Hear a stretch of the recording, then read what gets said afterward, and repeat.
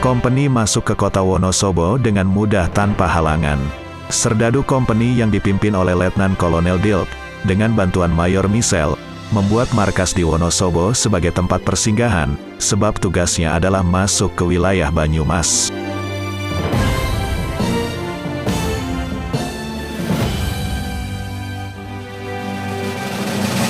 Sebelum masuk ke wilayah Banyumas, mereka membuat pos-pos terlebih dahulu, yang letaknya terselip di desa-desa di wilayah perbatasan.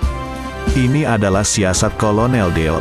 Setiap pos dipercayakan kepada para perwira company dengan serdadunya masing-masing. Kapten Jansen mendapat perintah dari Kolonel Dilt untuk membangun pos di desa Sigaluh. Kedatangan Kapten Jansen beserta serdadunya membuat geger orang-orang pedesaan. Warga lari ketakutan tunggang langgang, menyingkir menghindar bertemu Belanda. Tersebutlah Ki Pernajiwa, Demang Sigaluh yang kala itu sedang berdiam di rumahnya. Ia kaget karena tiba-tiba didatangi oleh kompeni satu kereta yang diiringi oleh para serdadu berkuda. Belanda masuk ke Kedemangan Sigaluh tanpa memakai tata krama. Tingkah pola para serdadu Belanda tak bisa diam. Kapten Jansen dikawal oleh Belanda Jawa. Si Belanda Jawa ini menemui Demang Sigaluh dan menyapa dengan bahasa halus.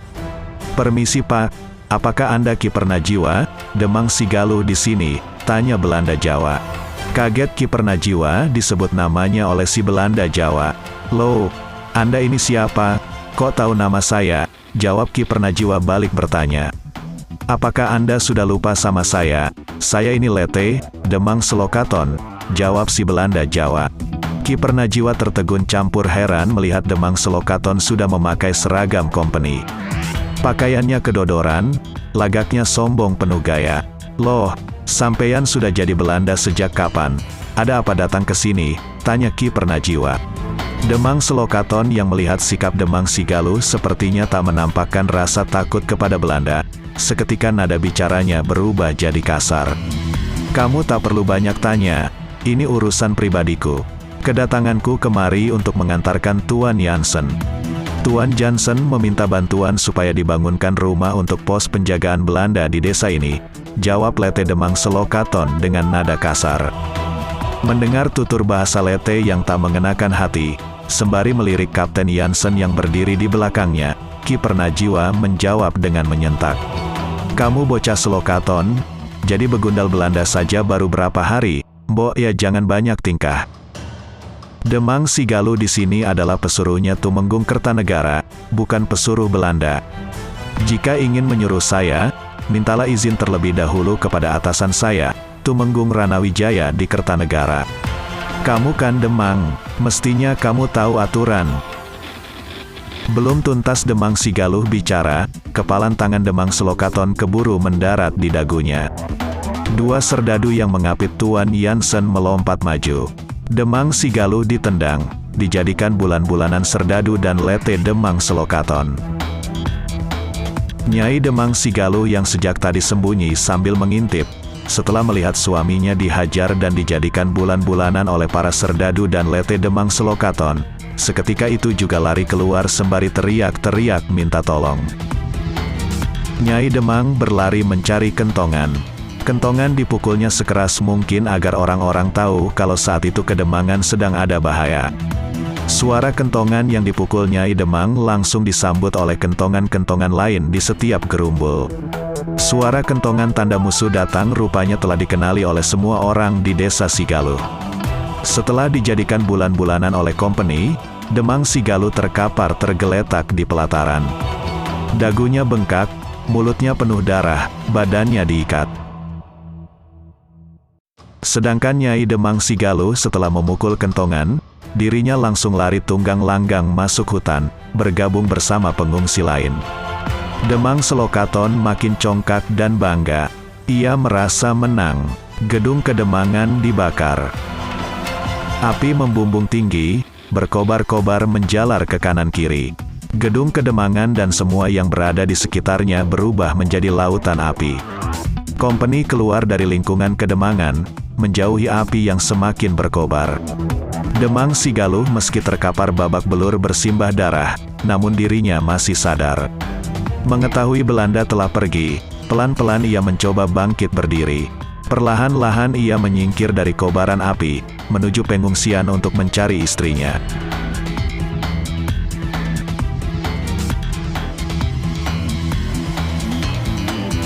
Alkisah, barisan prajurit yang dipimpin oleh Wiratamtama Secamenggala sampai di perbatasan Kedemangan Sigaluh. Barisan prajurit berhenti, sebab mendengar suara kentongan tanda bahaya yang dipukul bersahut-sahutan, melengking di angkasa. Tak jauh dari tempat mereka berhenti, nampak api berkobar menyala-nyala. Dari kejauhan Secamenggala melihat ada orang berjalan sempoyongan. Mukanya penuh darah, ia segera turun dari kudanya. Dikejarnya orang yang baru saja dilihatnya. Nampaknya orang tersebut dalam keadaan terikat badannya.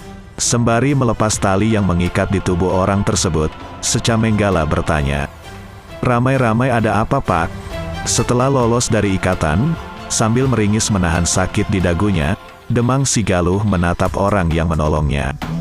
Ia hafal dengan seragam para Wiratamtama prajurit keraton. "Celakan Doro, saya Demang Sigaluh. Sigaluh sudah kemasukan kompeni. Saya dianiaya, gedung Kedemangan dibakar," jawab Demang Sigaluh. "Sekarang ada di mana mereka? Berapa kira-kira jumlahnya?" tanya Secamenggala.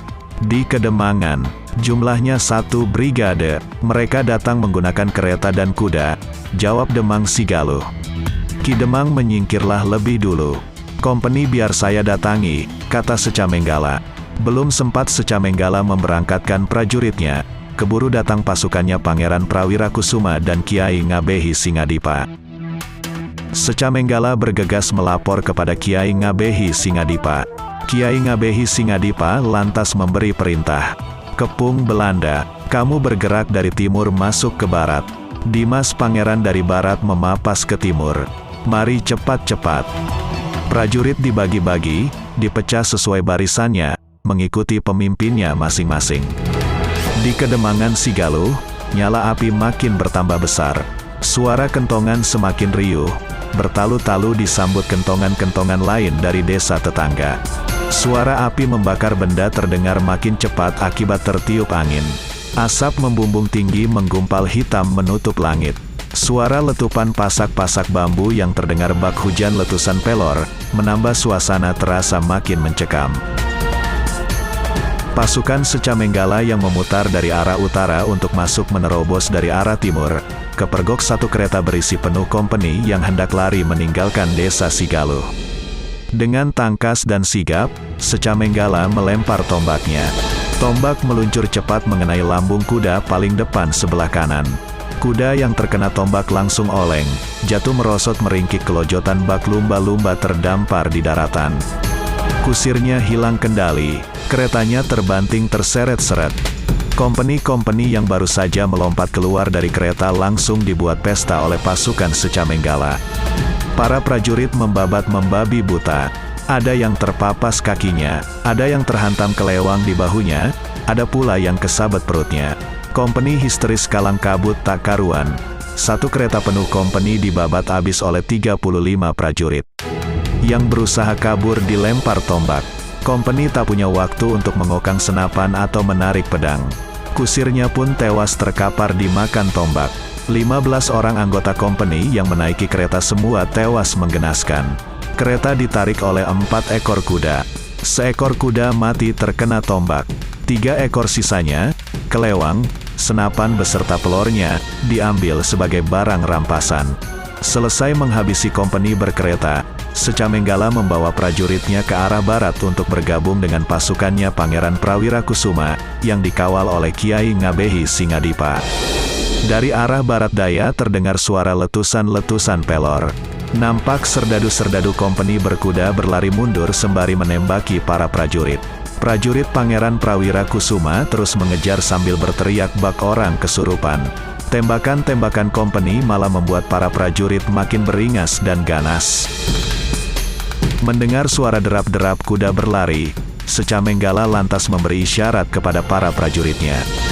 Para prajurit segera menyembunyikan kuda-kuda mereka di semak-semak.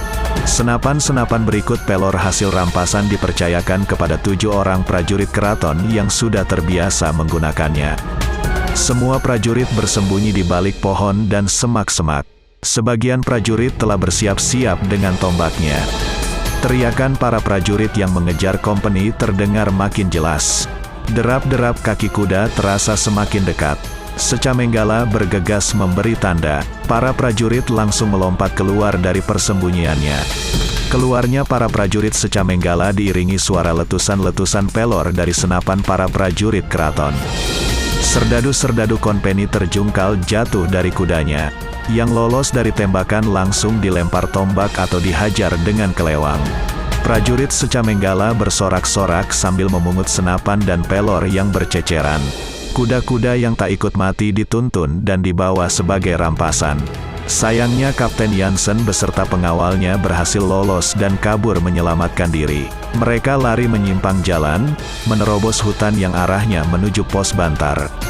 Kapten Jansen dan pengawalnya dilarikan oleh Lete Demang Selokaton. Perang Sigaluh Belanda rugi besar. Mayat-mayat kompeni kemudian dikubur oleh orang-orang desa.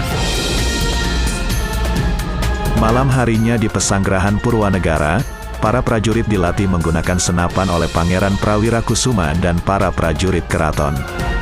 Jika dihitung-hitung, hasil rampasan senapan dan kuda cukup untuk membuat satu barikade prajurit. Pagi harinya setelah sholat subuh, prajurit diberangkatkan lagi menuju ke Bantar.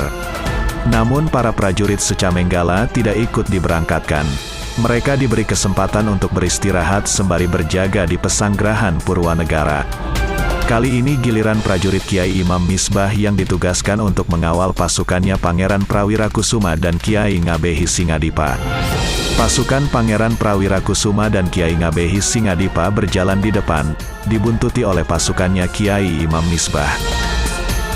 Pos Bantar yang baru selesai dibangun, kedatangan Kapten Jansen dan Lete Demang Selokaton yang melarikan diri. Mendengar cerita dari Kapten Jansen, seketika itu pula pos Bantar langsung dijaga dengan ketat.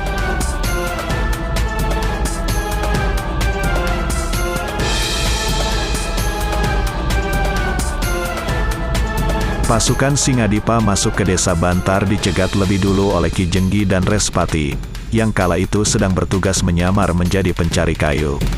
Sembari mendekat kepada Kiai Ngabehi Singadipa, Ki Jenggi berkata, "Kiai, pos Bantar sudah dijaga ketat. Menggempur pos Bantar nanti saja. Di sebelah utara ada pos baru di Dusun Wuringin. Itu saja yang dipukul lebih dulu. Nanti pulang dari pos Wuringin, baru pos Bantar kita sambangi. Tujuannya supaya Belanda yang ada di pos Bantar kecele. Sepertinya benar apa yang menjadi saranmu Jenggi. Namun, tunjukkan kepadaku jalannya," kata Kiai Ngabehi Singadipa. "Jalannya sulit Kiai, harus menyeberang sungai yang cukup dalam," jawab Ki Jenggi. "Apa tidak ada jalan lain?" tanya Kiai Ngabehi Singadipa.